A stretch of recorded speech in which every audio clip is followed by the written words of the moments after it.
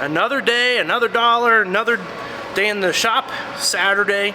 I'm not working this weekend, so I'm just devoting everything to this glorious 4Runner, which belongs to this glorious man.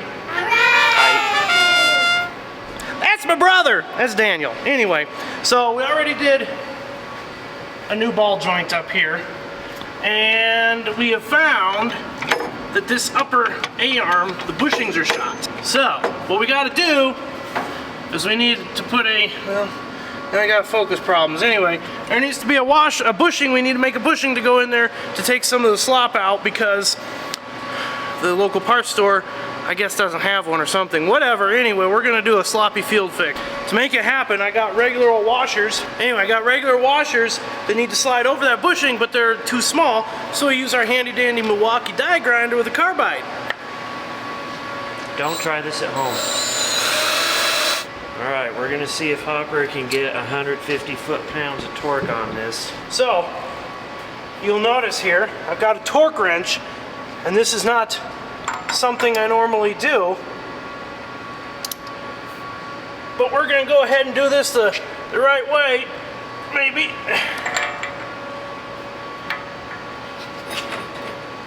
There you go, folks. He did it.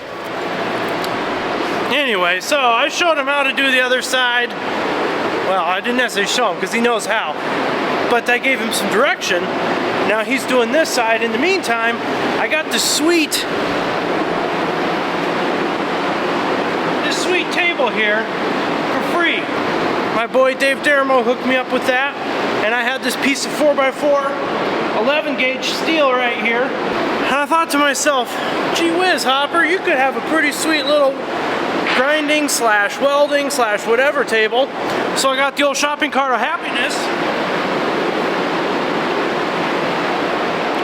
and we're gonna get a piece of steel cut out for the top of that table.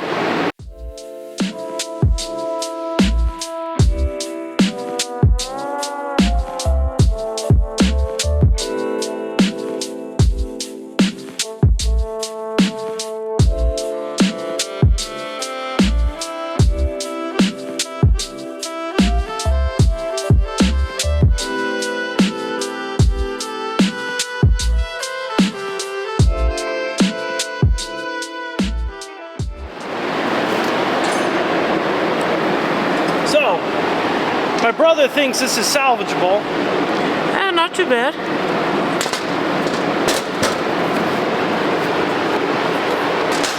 It's full of water. Let's just get a new one. But we're gonna pull it apart.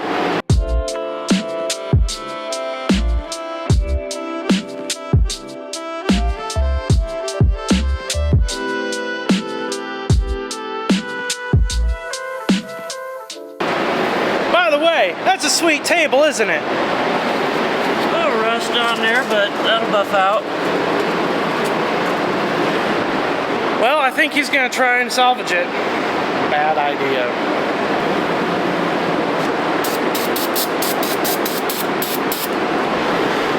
Now, you might be asking, what in the Cousin Hillbilly Dorman contraption are you doing? Well, this particular CV shaft repair comes as two halves. And you put the two halves on around, and you glue it together with some super glue. I don't think it's a good solution. I don't think it's gonna work, but it ain't my car, so. Have a little faith, Hopper. We filled it with new grease. I guess that's how we do things now.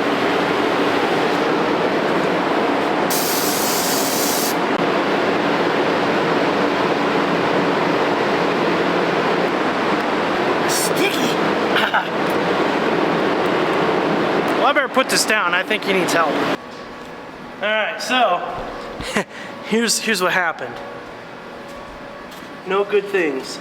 Look, not even the right size. It's too small. And then on top of it, this Loctite super glue stuff. It's like space glue. And look right here. There's some of Hopper's skin from his finger. Yeah, that's a little skin chad. My hands hurt real bad because half the skin peeled off after it got stuck with this Loctite stuff.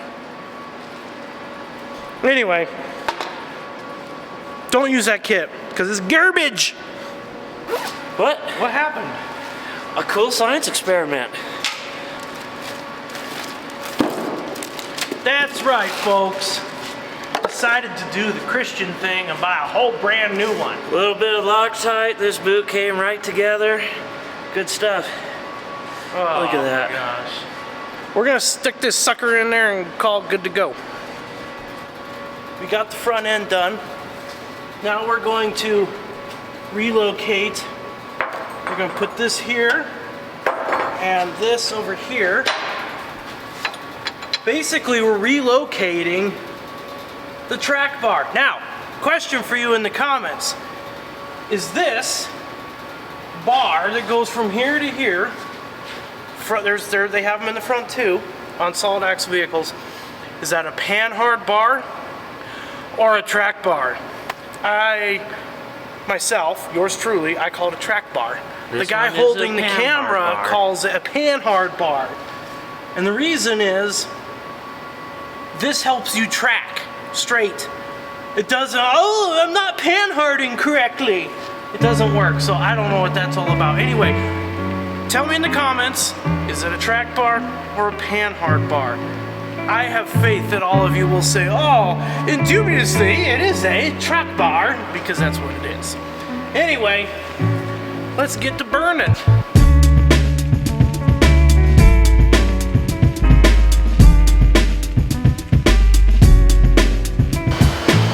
I'm gonna mock up the other side, tack it in place, and we'll just check for final fit before I burn it in.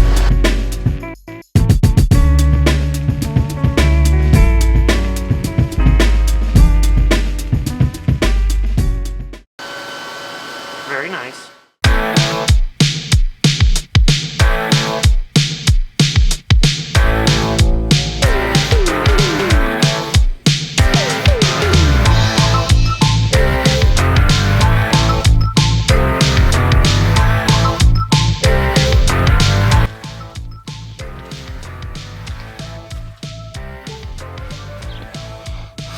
All right, we're pulling the old XJ out of mothballs.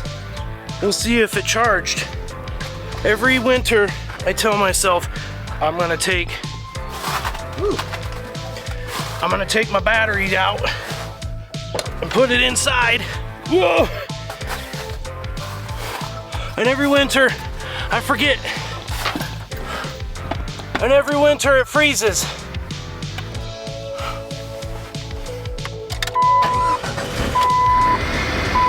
And just like that, my Mopar junk fires right up, guys. Maybe I shouldn't be so hard on Mopar. Actually, no, I should be, because it's garbage. Anyway, we're running. That's pretty exciting.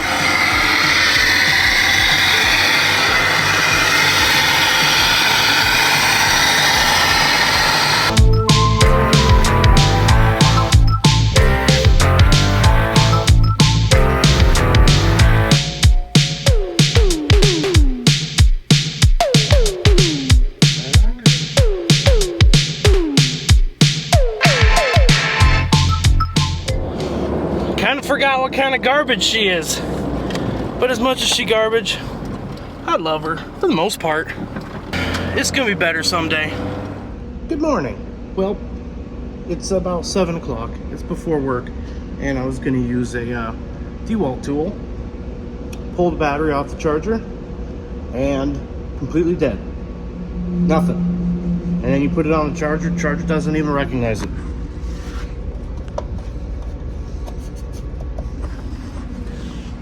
Let's see if we can jumpstart this potentially dead DeWalt pack and maybe get a few more charges out of it. All right, here we go. Now, you want to do this with insulated wire. I don't have insulated wire right now. I have baling wire, so be incredibly careful you don't cross the streams. Dead battery, good battery. Terminals are all marked. I've got B positive hooked to B positive, and here's B negative and B negative. Let's see what happens. Okay, there's a little spark. All right, that took 2 hands to undo terminals, but check this out. Dead battery. Pack charging. I just saved myself 75 bucks. Anyway, why does that happen? Well, with these lithium ion or whatever this technology is battery, they're intelligent batteries. They have a little battery management system built in, BMS. And so what happens is they discharge all the way too far down. The BMS won't fire up. So when you hook the battery to a charger, it reads it as dead battery. So if you jump start it with a good battery, then that puts a tiny bit of charge into the battery management system so that the charger will recognize it and it will actually charge. Anyway, pro tip of the day. All right, here we are, Jeff's shop, working on the race car. Without Jeff. Wah wah. We have these little weld washers. Basically, because race car suspension points have gotten egged out. And that's no bueno. So, you take one of these muchacharitos and you drill it out and you weld it in, and it's supposed to be good. Come on, focus. I gotta play with the focusing. Rich Birch told us it was a good idea, so it's his fault if it doesn't work. I think it's gonna work. So, the first time you drill into a chassis is always slightly nerve-wracking. You look like you're nerve-wracked, man. Why is that? You just look No. exacerbated. So, we're gonna do this the right way.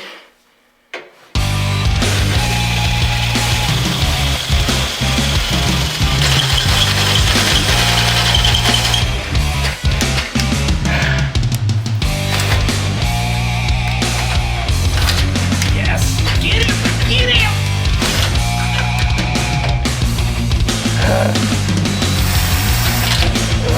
Oh, that looked like it felt so good. Oh, this sweet little drill. We're gonna have to get a carbide. Gotta bring the Milwaukee in to finish the job. I knew this would happen.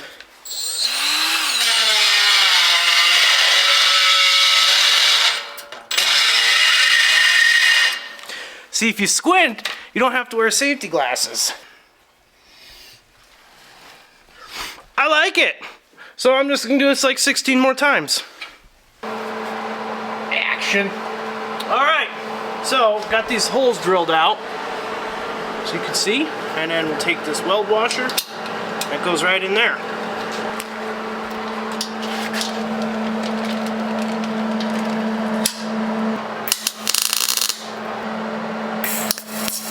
Wow. All right, I think there's a problem with the old welderoonie, so we're gonna take a break and figure out what's going on here. All right, we're back. All right, so come to find out, when you leave your stuff at Jeff's, everything gets effed with. All my knobs were Pickle cattywampus. sticks. So this happened to me once before. Shame on me for not checking.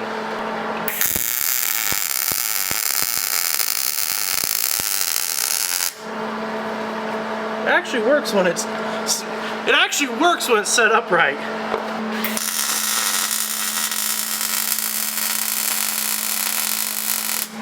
Oh yeah, that's great. All right, in the name of freeing Zach up to better multitask, I'm gonna have him shut this down because it's just me doing this a bunch of times. After I figured out that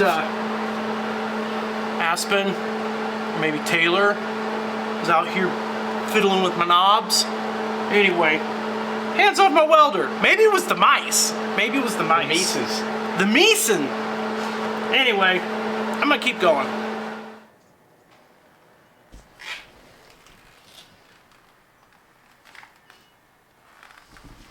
All right, I've got this lower control arm, lower A arm chucked up. I've got this lower A arm chucked up. This was damaged, so we need to get rid of it. in order to put a new bearing cup in there. See, this is the sucker. This is the sucker that sits inside there and rides in there. Yeah, see? Right, like rides in there like so. Bloopity blop, bloppity bloop. Anyway, we're gonna get rid of this. We'll weld this sucker in there instead. Let's go. Let's see what happens. I've not really used an annular cutter before, and this is pretty sketch.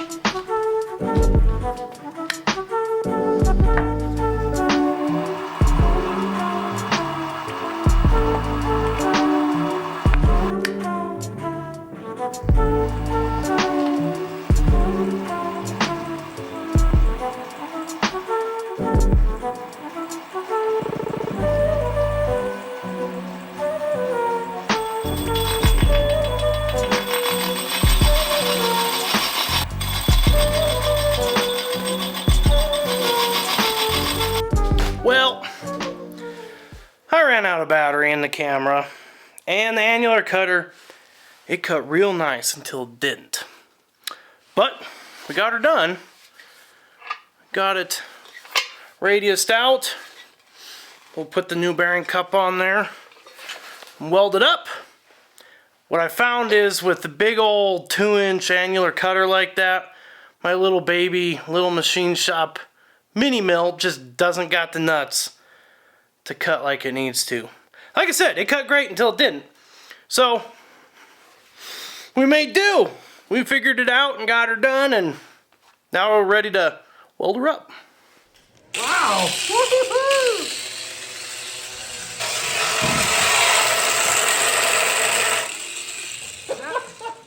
Is that normal?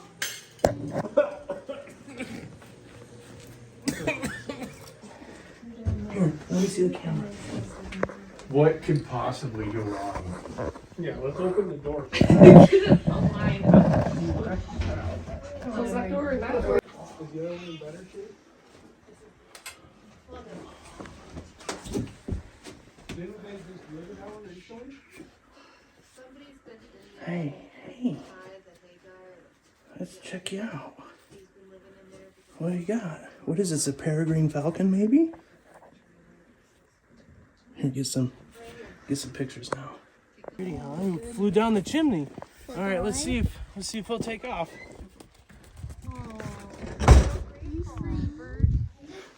Continuing in our theme of barn finds and making old stuff run. Well, not maybe making old stuff run, but collecting old stuff. Here's a cool old Cat D4. We'll try and get that fired up this summer. Another cool old thing. That's the new Becker mobile. An old square body Chevrolet Suburban. Here's your new. All right, here we go. Another old crusty. I might have to be a Ford guy again. Old. Solid.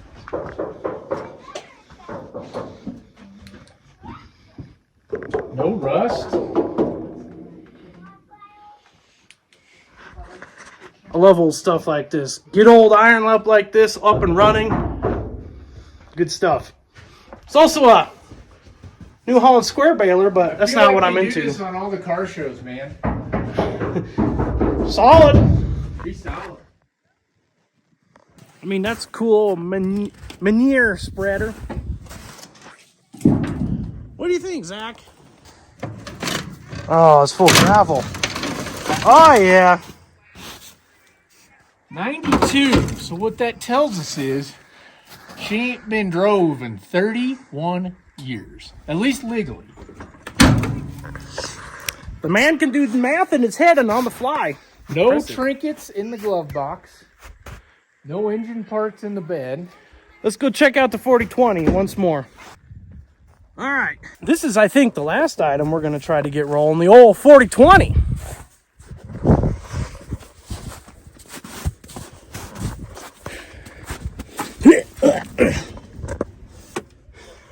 this little radio, Technologies.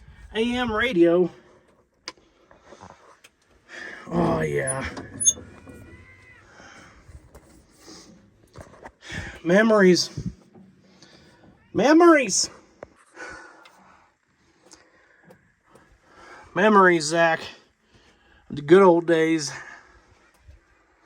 Ugh. He's a classy broad. Well, here we go. Still got a bail. Not in a lot in the way of safety, as it should be.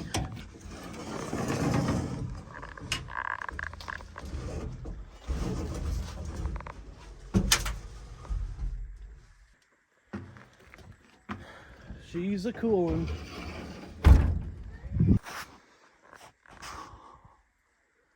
It's a cool old machine.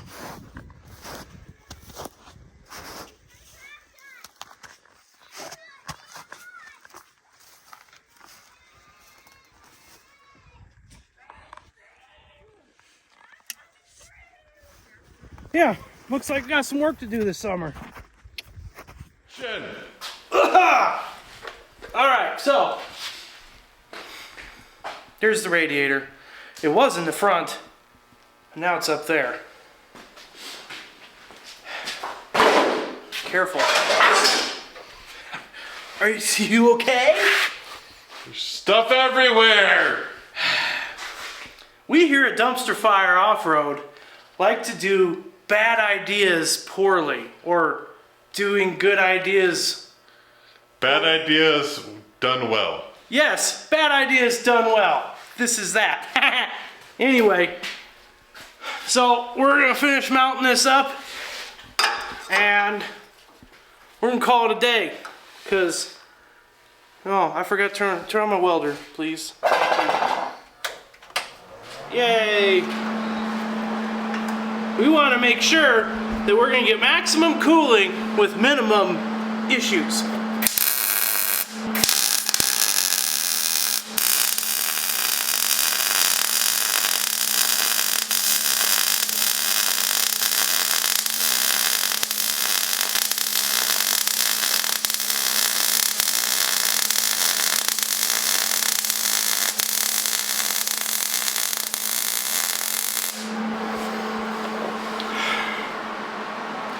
So, basically, what can we learn from this little scenario that just happened? I don't know how to freehand calculate fancy angles like this, but we're learning. And in the meantime, it ain't going nowhere. So, that being said, I will see you all around like a donut.